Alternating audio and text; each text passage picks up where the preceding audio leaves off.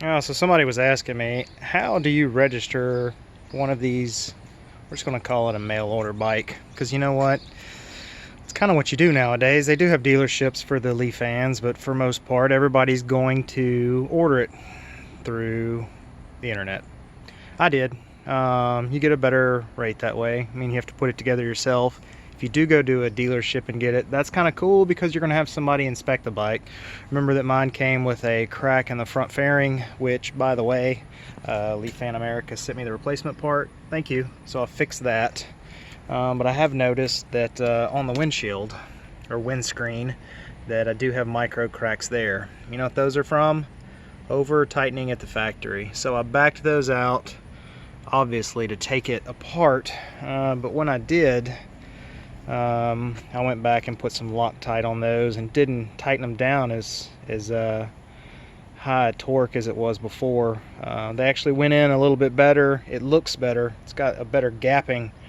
There's not as much bend in it, and we'll see if it stays in there with that Loctite. But back to, how do you title one of these, or how do you get your plate? Because guess what? After all was said and done, looky there.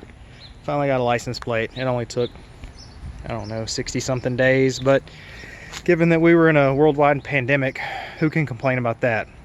So first off, you order your bike. You get your bike. But when you get it, you won't get the title. What you'll get is a manufacturer certificate of origin.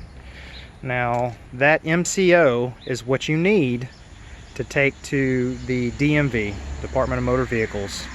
And with it, you have to have, of course, your paperwork that you got to fill out.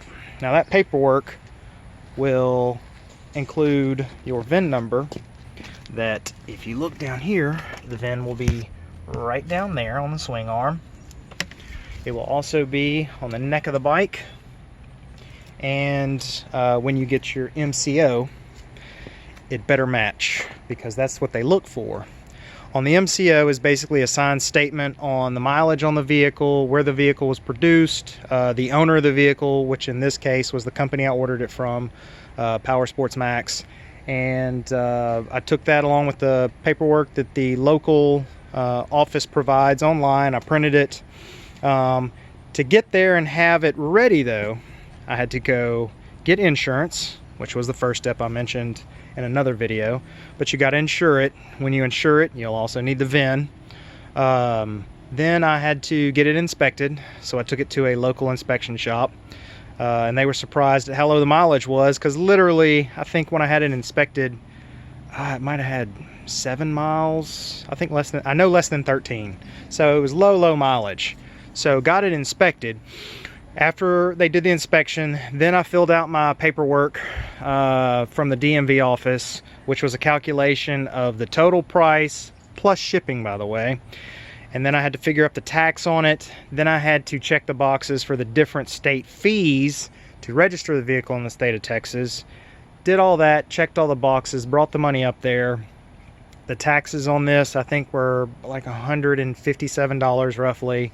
I paid another, I want to say, $50 or $60 in state fees and registration, and then I think it was $10 for the plate, something like that. So all said and done, I got all that paid. It's imperative, though, again, that you fill out your paperwork, match your VIN number, because write clearly, because they had to double look on mine and ask me if a letter was a letter, because my handwriting was a little sloppy. But once we got all that taken care of, they handed me the license plate, said the title's in the mail. So now that the title's in the mail, I think this thing is for sale. I listed it online, $1,999 as she sits. I think it's worth it. I probably should have kept it. Maybe I should, I don't know. But anyway, so that's how you title one of these. That's how you get a plate. Nice and shiny plate, and the title's in the mail. So all of that, a little bit painless.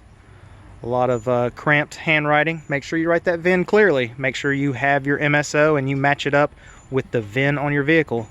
Have a great day, everybody. If you have any more questions, let me know.